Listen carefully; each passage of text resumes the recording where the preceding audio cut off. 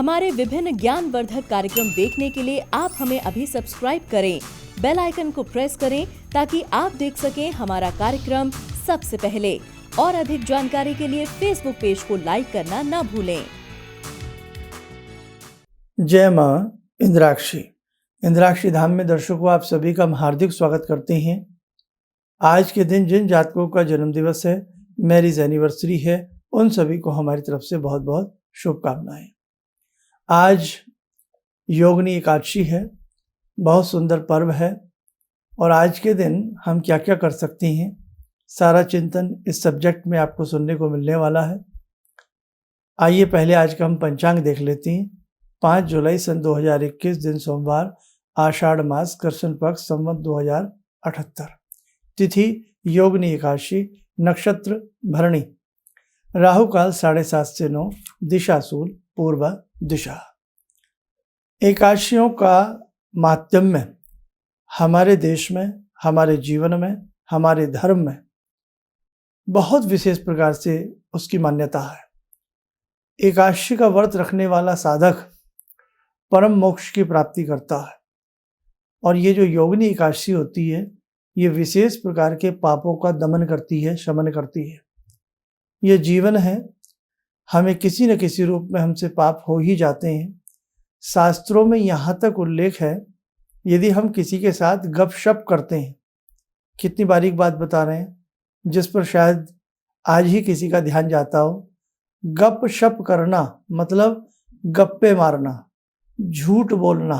आपस में कई बार हम बहुत बहुत देर बातें करते हैं और कई बार एक दूसरे को हम बस मनचाही मनगढ़ंत कहानियां हम गपशप में लगे रहते हैं। इससे भी दोष लगता है। देखिए हमारे ऋषियों का चिंतन कि किसी भी प्रकार की बुराई हम ना करें, हम सुरक्षित रहें, हम हर चीज़ से बचे रहें। तो उसके लिए उपाय क्या है, और उससे पहले बताया है कि ऐसा ना करें। गपशप लगाने से भी दोष लगता है। ये जो एकादशी है, ये नाना भांति के पापों से हमें मुक्त कराती है, लेकिन सारांश ये नहीं कि हम बाकी के दिन खूब गपशप करें, खूब उल्टी सीधी बातें करें, खूब किसी के मन को दुखावें और एकादशी का व्रत रख के हम सोच लें कि हिसाब बराबर। ये नहीं हो सकता। अगर भूलवश हमसे कभी कुछ ऐसा हुआ है, किसी के मन को हमने दुखाया है, या हमने किसी को कोई झूठी बात कही है कि जिसके आधार पर हमने अपना कोई हित किया है या हमने किसी का नुकसान किया है, ऐसी स्थिति में हमें पाप लगता है। हमने बिना मांगे किसी की वस्तु को चुराया है, उठाया है। शास्त्रों ने कहा है बिन मांगे कभी किसी का कुछ लेना नहीं चाहिए। और यहाँ तक कहा है कि किसी की पुस्तक, किसी की डायरी, किसी का पत्र, किसी का बटुआ, थैला हमें बिना इजाजत के नहीं खोलना चाहिए, है ना। अब चोर की बात छोड़ दीजिएगा, वो तो तिजोरी, डिब्बे, बक्से सब तोड़ लेता है, तभी तो उसका नाम चोर है ना। तभी उसको हे दृष्टि से समाज में देखा जाता है और उसकी कोई वैल्यू नहीं होती। अक्सर पुलिस के डंडे वो खाता रहता है, पशु की तरह।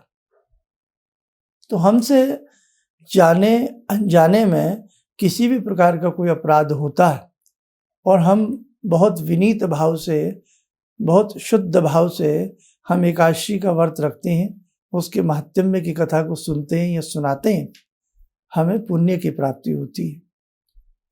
बहुत लोग कहते हैं कि रोज रोज आपके 30 त्योहार आ जाते हैं, कितने सारे भगवान हैं आपके, कितनी सारी रीति रिवाज हैं आपके। क्यों नहीं है?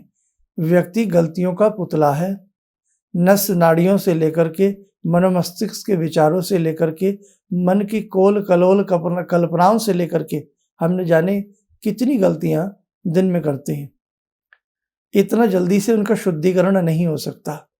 ये मन है, किसी का कहीं टिकता है तो किसी का कहीं भी नहीं टिकता।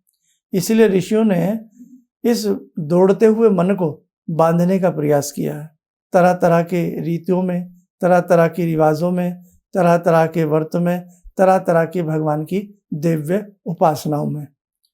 किसी भी तरीके से मानव का मन स्थिर हो सके और वो अपना कायाकल्प कर सके। किसी भी चीज़ को बिना आधार के कह देना ये कहीं की भी गुणवत्ता नहीं है। कोई क्या करता है, कोई क्या कहता है, उसको छोड़िए। जो व्यक्ति ना अपने धर्म की बात मानता हो, ना अपने ऋषियों की बात मानता हो, ना अपने संतों की बात को मानता हो, ना अपने माता पिता की बात को मानता हो, और कोई भी एक अज्ञात व्यक्ति उसको आकर के कुछ भी समझा दे, वो उसको मान रहा है, तो वो महामूर्ख है। आपने सभी बातों की अवहेलना कर दी, किसी बात को आप मानने को तैयार नहीं, और वो अजनबी जिसका कोई इतिहास नहीं वो आपको कुछ समझा रहा है। सोचने की बात।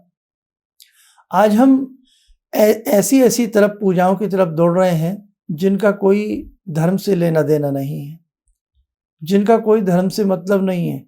हमारे 108 उपनिषद हैं, हमारे वेद हैं, पुराण हैं, मीमांसाएं हैं, तांत्रिक ग्रंथ हैं, मांत्रिक ग्रंथ हैं, पुराणोक्त मंत्र हैं, शास्त्रोक्त मंत्र हैं, हमारे 6 शास्त्र हैं। कितना ज्ञान हमारे ऋषियों ने हमें दे दिया, लेकिन इतना सब कुछ भी होने के बावजूद भी कई बार हम धर्म परिवर्तन कर लेते हैं। आपने गीता को नहीं समझा, आपने रामायण को नहीं समझा, आपने वेदों को नहीं समझा। इतना कुछ होने पर भी यदि आपको ज्ञान नहीं आया तो आप कितने ही धर्म परिवर्तन कर लीजिए, आपको ज्ञान नहीं आ सकता। मेरी बात कटु जरूर है, लेकिन मैं आपसे निवेदन करता हूँ, मेरी बात को समझा करें पहले, है ना।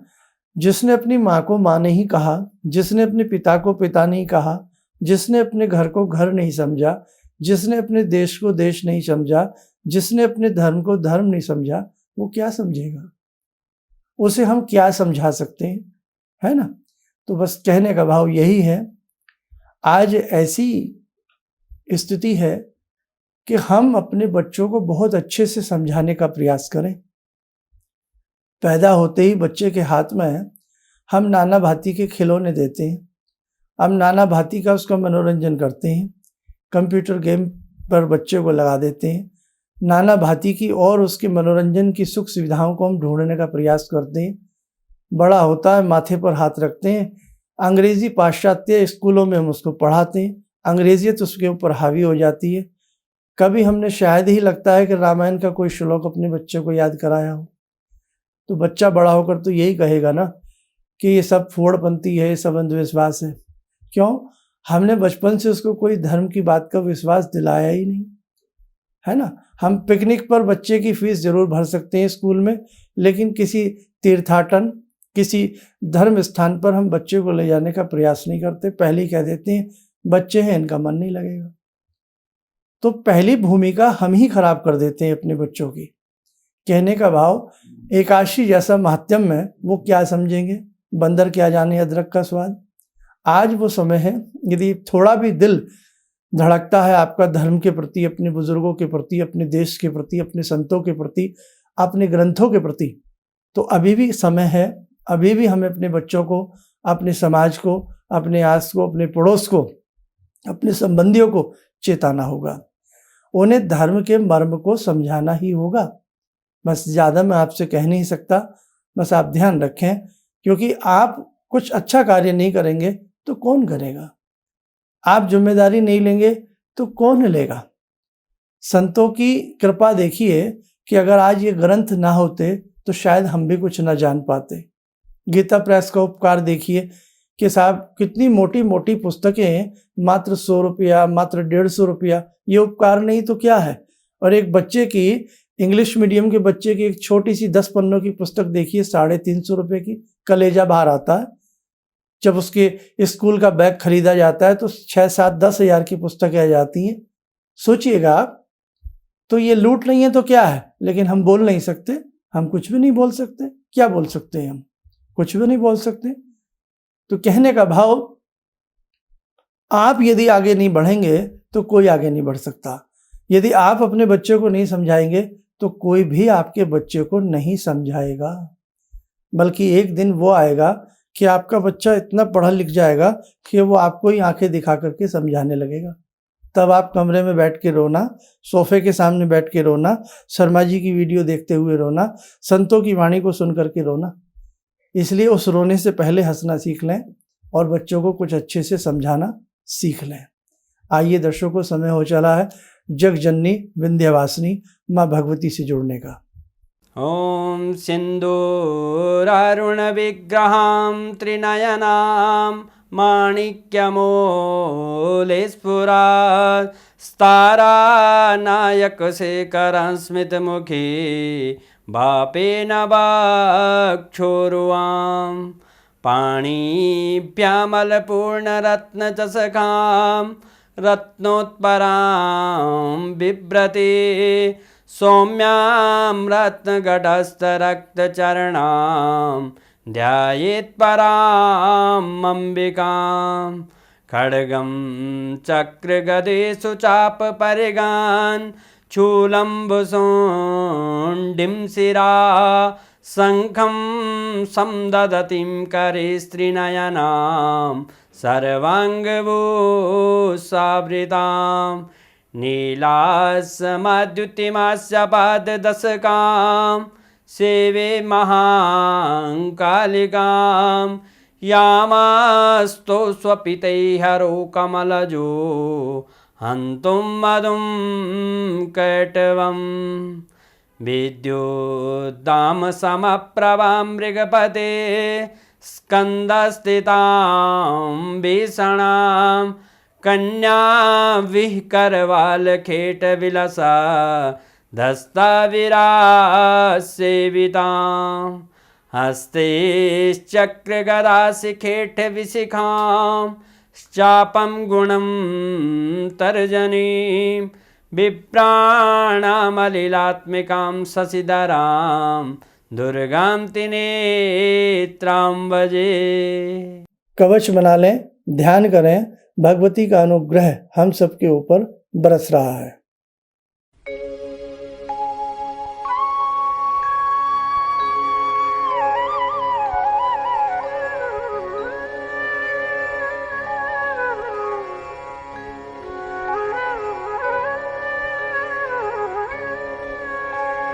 ओम बोलते हुए आंखें खोलें, सामान्य हो जाए। सभी संसार में सुखी रहें और सभी को अच्छे प्रकार की भगवती मनोवांछित कृपा सभी के ऊपर करती रहें, ऐसा हम अपने हर अंक में भगवती से प्रार्थना करते हैं। और आज जैसे कि एकादशी है, इसमें पक्षियों को दाना डालना, पशुओं को चारा देना, सहायता करना, ठंडे जल की छबीलें, मीठे जल की छबील लगाना, ये जितने भी उपकार भरे कार्य हैं आज के दिन किए जाएं तो बहुत अच्छा रहता है। भगवान विष्णु को हल्दी या केसर का तिलक लगाना, लक्ष्मी नारायण की सेवा करना, भगवान विष्णु की पूजा करना, हरि हरि का संकीर्तन आज रात्रि पर्यंत करना, या जितना भी आपसे बन सके दिन में जब भी, बहुत शुभ और शुद्ध रहता है।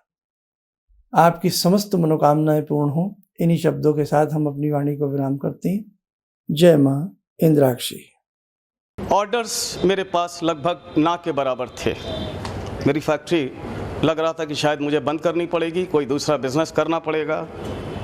मैंने नाम बहुत कमा लिया, लेकिन पैसा मेरे पास बिल्कुल नहीं। टीवी में एक छोटा सा मंत्र, अभी तंत्र मंत्र की बात हो रही थी, तांत्रिक मंत्र रहा होगा, मैं इतना अनुभवी नहीं हूँ, मैं इतना ज्ञानी नहीं हूँ।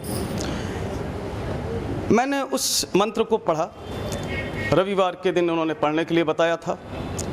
मैंने मंत्र पढ़ा, भंवर वीर तू चेला मेरा, खोल दुकान कहा कर मेरा। मैंने उन दानों को बिखेरा और आप यकीन नहीं मानेंगे, मैंने दोपहर के समय में ही मेरे पास फ़ोन आने लगे, ऑर्डर्स।